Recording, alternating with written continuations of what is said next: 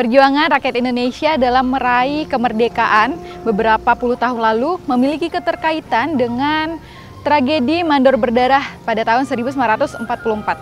Dan saat ini kami sedang berada di Monumen Makam Juang Mandor yang diresmikan pada tanggal 28 Juni 1977 oleh Gubernur Kalimantan Barat kala itu. Di depan monumen ini tergambar bagaimana sejumlah pemimpin, tokoh masyarakat, dan kaum terdidik ditangkap dan dieksekusi oleh penjajah Jepang dengan tujuan meruntuhkan pertahanan rakyat Indonesia untuk mengambil kekuasaan. Nah, nanti kami akan mengajak pemirsa untuk menyaksikan dan mendengarkan penjelasan dari narasumber terkait sejarah perjuangan mempertahankan NKRI dan kondisi dari monumen saat ini. Untuk itu tetap bersama kami dalam acara Tanpa Narasi.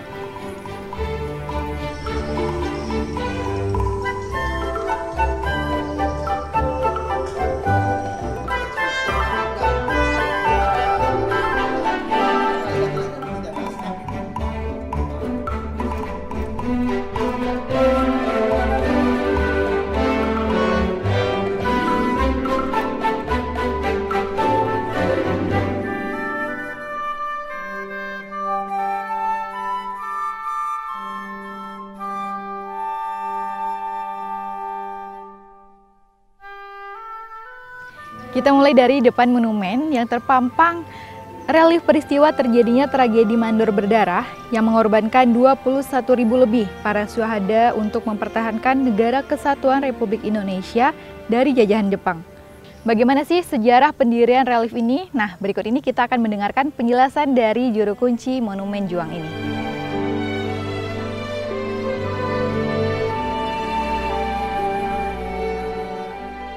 Nah, di hadapan kita berdiri Monumen Makam Juang Mandor yang dibangun pada dimulai tahun 1977 awal dan diresmikan tepatnya pada tanggal 28 Juni 1977 oleh Bapak Gubernur Kadarusno. Nah, di sana ada relief.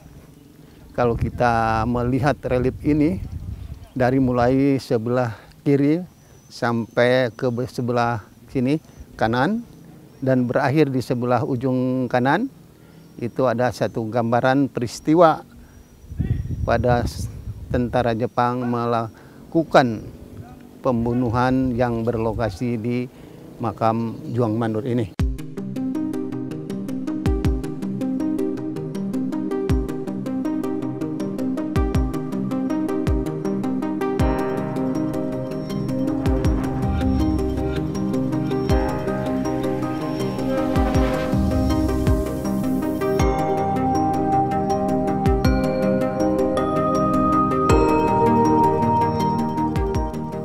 Seluas 23 hektar makam juang ini terdiri dari 10 makam besar. Karena pada saat itu Jepang menguburkan secara massal para tokoh dan pejuang Indonesia dari Kalimantan Barat. Nah, 10 makam ini didirikan secara bertahap dan kemudian wilayah ini menjadi kawasan cagar budaya dan sejarah.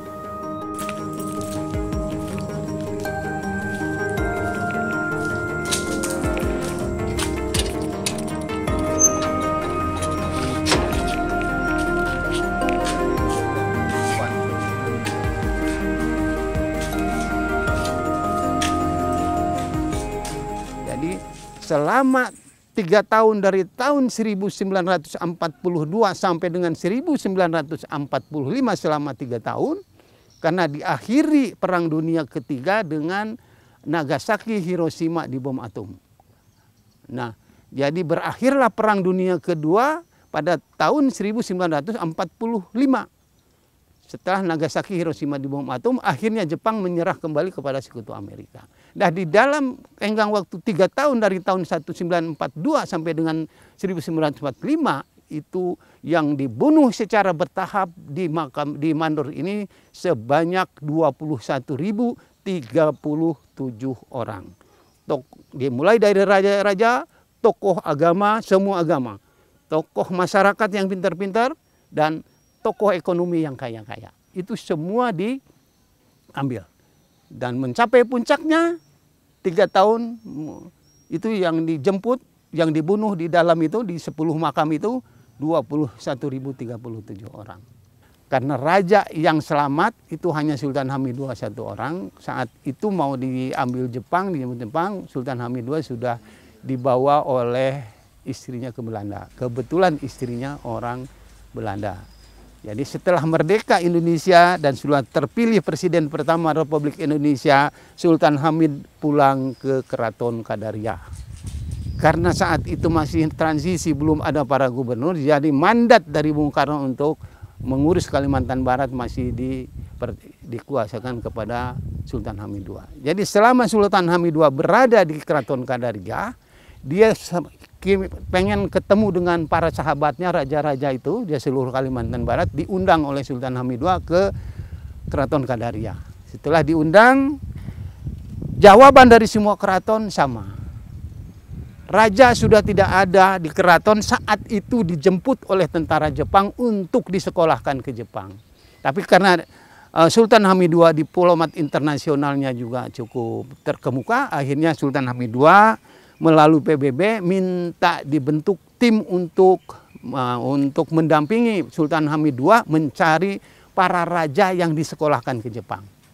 Ternyata sampai di Jepang tidak ada satu raja pun yang ditemukan. Karena memang faktanya sudah dibawa ke sini, sudah dieksekusi. Cuman para masyarakat dan para keluarga besar keraton nggak ada yang tahu bahwa raja ini sudah dieksekusi di Mandor ini.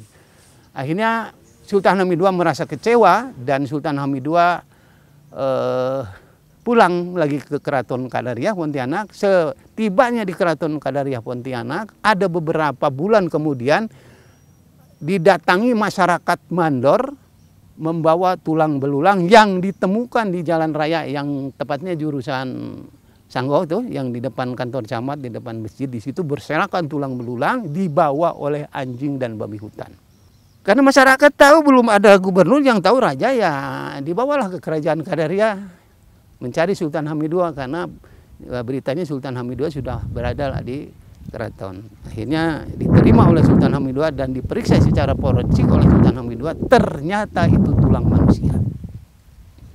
Akhirnya Sultan Hamid II membentuk tim dari Keraton Kadariah untuk mencari tahu itu tulang belulang itu dibawa oleh apa, siapa. Ternyata tulang belulang itu dibawa oleh anjing dan babi hutan. Lalu tim dari Keraton Kadariah itu bersama Sultan Hamid II mengikuti jejak anjing dan babi hutan.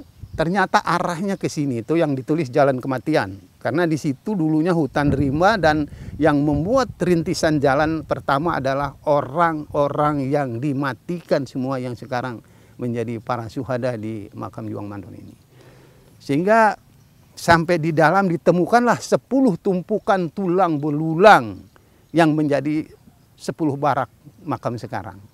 Tidak ditutup, karena begitu Jepang selesai membunuh, itu tulang belulang para jenazah di situ tuh tidak ditutup, ditinggalkan begitu saja. Mereka karena ditarik mundur oleh komandannya karena udah menyerah tadi. Yang di Kalbar ini dia tarik mundur ke samudera, karena yang di Kalbar ini khusus angkatan laut. Jadi begitu ditarik mundur ke samudera, jadi tumpukan tulang belulang ditinggalkan begitu saja, tidak ditutup. Maka dari itu sepeninggalannya Jepang mundur tadi, orang setempat belum ada yang tahu. Akhirnya anjing yang babi hutan disereti kemana-mana. Nah, dari anjing dan babi hutan itulah mendapat petunjuk bahwa di sini ada pembantaian massal. Dari karya usaha Sultan Hamid II berhasil menemukan, ternyata akhirnya lagi Sultan Hamid melalui PBB minta pertanggungjawaban kepada Jepang. Ternyata Jepang bertanggung jawab, telah mengadakan genosida pembunuhan massal di Mandor ini selama 3 tahun bertahap, jumlahnya 21.037 orang. Itu angka yang diterima oleh Sultan Hamid II. Akhirnya Sultan Hamid II mencari dana untuk membangun 10 barak itu. Ini belum ada, kalau ini mah udah merdeka. Jadi 10 barak makam itu dibangun dan dihitung biayanya, anggarannya. Karena Sultan Hamid II sadar dan tahu Jakarta baru merdeka, belum punya anggaran, belum punya APBN. Akhirnya Sultan Hamid II menembus ke PBB lagi ke Amerika meminta dana untuk membangun 10 barak. Ya, dengan data-data temuan dilampirkan, alhamdulillah PBB menyetujui dan memberikan dana sesuai dengan permintaan Sultan Hamid II dan dibangunlah oleh Sultan Hamid II 10 barak makam yang sampai sekarang itu bangunan barak masih 90% peninggalan Sultan Hamid II dan sekarang statusnya sudah menjadi cagar budaya nasional.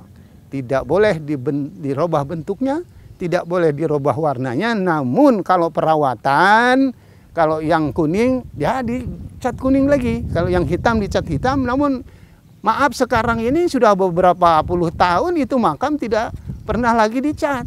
Jadi kalau fisiknya nanti di dalam macam sisik ular, ya itu memang faktanya ya seperti itu, kurang perawatan.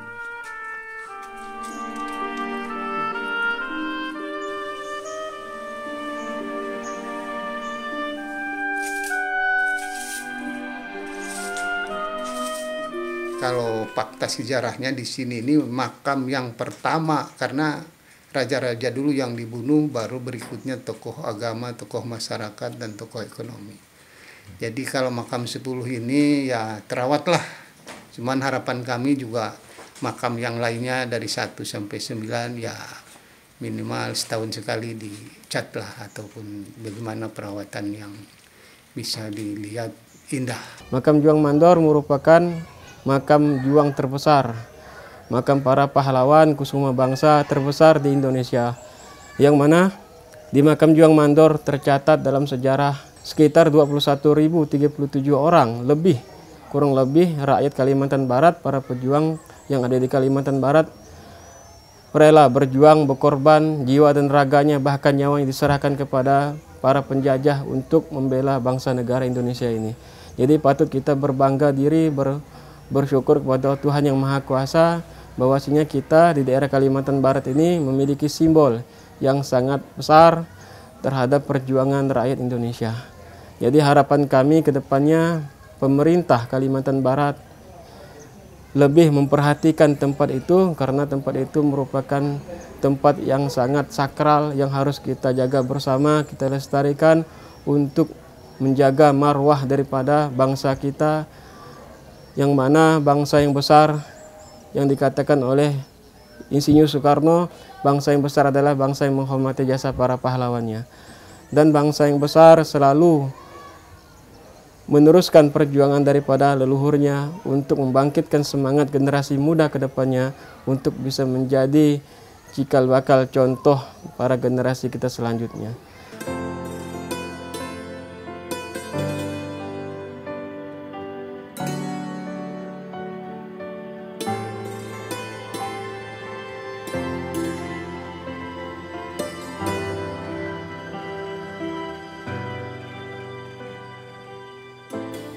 Selama ini akses jalan di kawasan makam Juang Mandor ini masih digunakan oleh masyarakat untuk beraktivitas.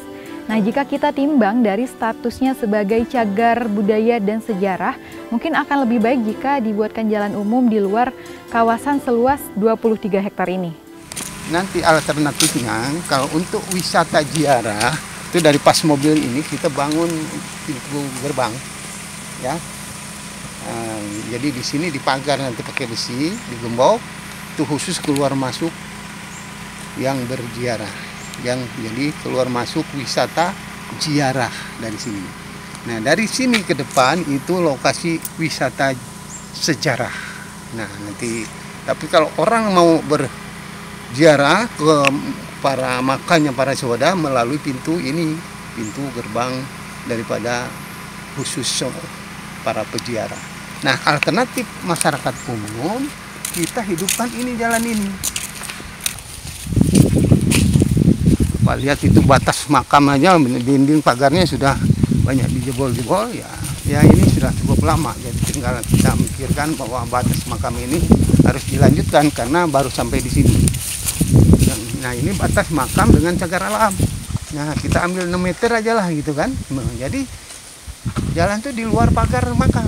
Tidak ada lagi yang masuk ke makam. Ini bisa Jadi kan jalan umum kurang lebih keluar makam itu 2 kilo lah, 2000 meter. Dari sini kita tunggu di jalan. Nah, jadi masyarakat dari sana itu ke sini, tidak ke sana. Ya, kalau itu memang pemerintah punya niat untuk lebih memfokuskan makam untuk para peziarah, sehingga jalannya dan fasilitasnya tidak dicampuri dengan aktivitas masyarakat yang umum yang tidak punya berkepentingan untuk berziarah. Ini salah satu-satunya alternatif yang terbaik.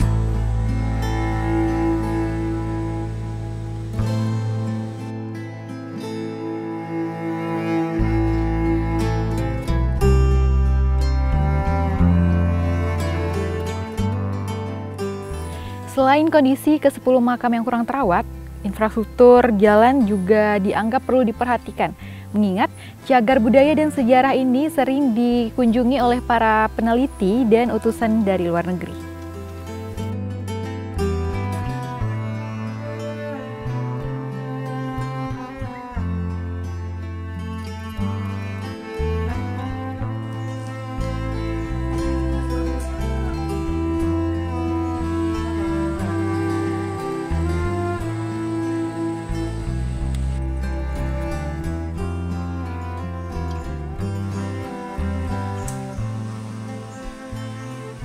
Yang kita putar tadi yang kiri yang Bapak foto itu, nanti ketemunya ke sini. Nah, ini masih areal makam ini. Jadi masyarakat kan keluar masuk dari sini ini, nembus ke makam. Tapi rencananya nanti ketutup di sana, di depan itu. Itu ketemu yang tadi itu kita, kurang lebih 2 km. Nah, ini kita tutup. Jadi masyarakat arahkan ke sini, kan? Nah, ini tutup.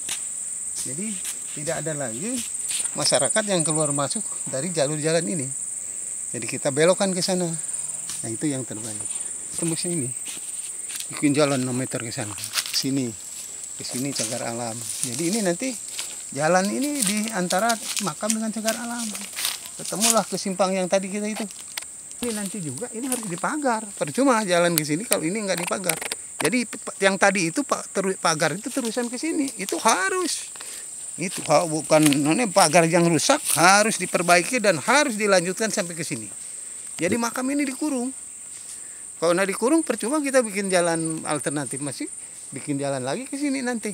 Hanya tinggal bagaimana komitmen kita, ya, pemerintah, masyarakat. Tentu masyarakat ini asal diberi yang terbaik itu tidak akan menolak. Makanya saya bilang tadi, masyarakat lagi makan ubi, ya kasih roti. Kira-kira mau enggak? Ubi ditukar roti, kan begitu. Ini kita pemerintah harus cari roti nih, masyarakat sedang makan ubi.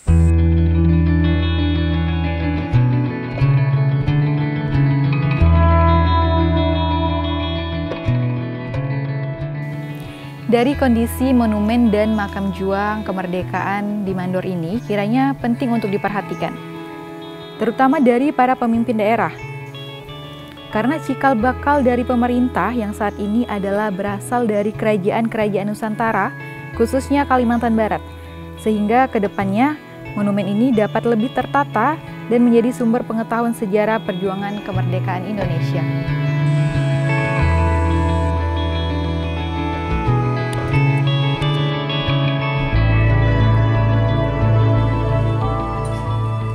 Di makam Juang Mandor banyak makam-makam para tokoh raja-raja, tokoh para cendekiawan, tokoh para politikus yang telah gugur di situ. Namun mereka semuanya banyak meninggalkan keturunan, yang mana keturunan generasi mereka sekarang banyak menjadi orang-orang pembesar di negeri ini.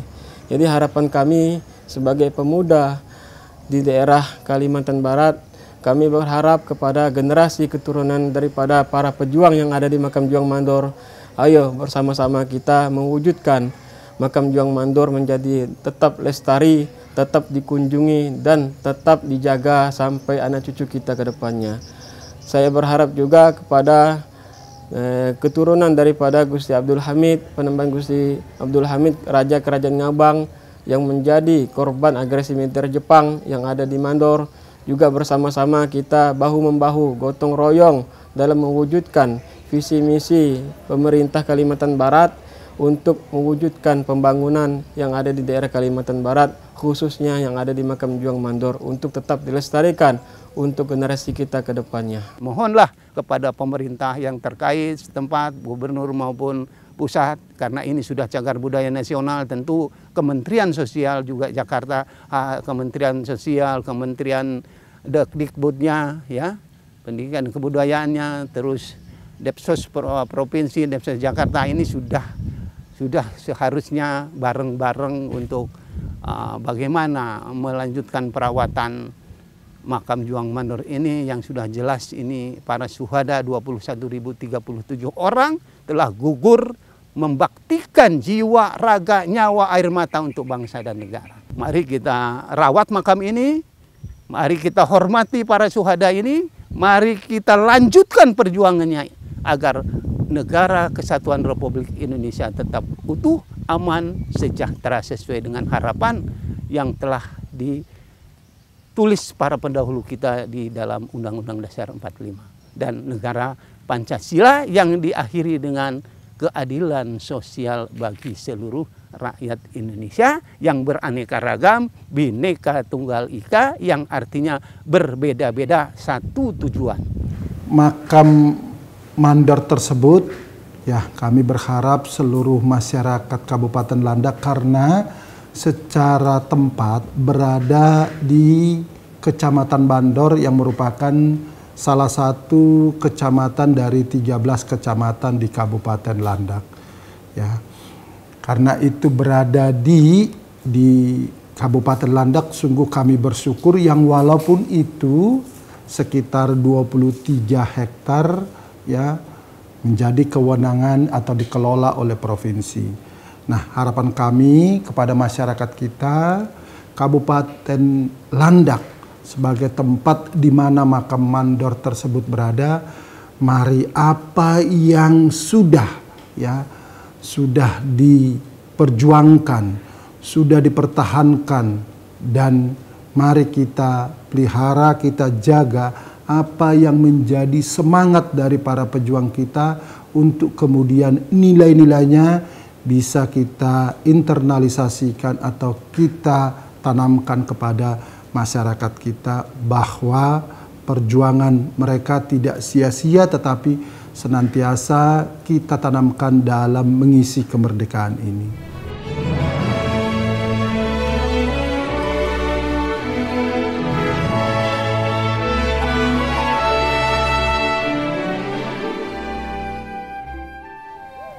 Dari penjelasan juru kunci Makam Juang Mandor ini, kita berharap agar kedepannya dapat diberikan perhatian lebih dari pemerintah atau pemimpin daerah serta swasta. Karena ada pepatah mengatakan bahwa bangsa yang besar adalah bangsa yang menghargai jasa pahlawan serta perjuangan untuk merebut kemerdekaan saat ini. Nah, semoga dari tayangan ini dapat memotivasi kita semua agar kita lebih peka terhadap pembangunan nasionalisme serta perjuangan sejarah bangsa Indonesia. Saya Murindasari pamit undur diri dan sampai jumpa.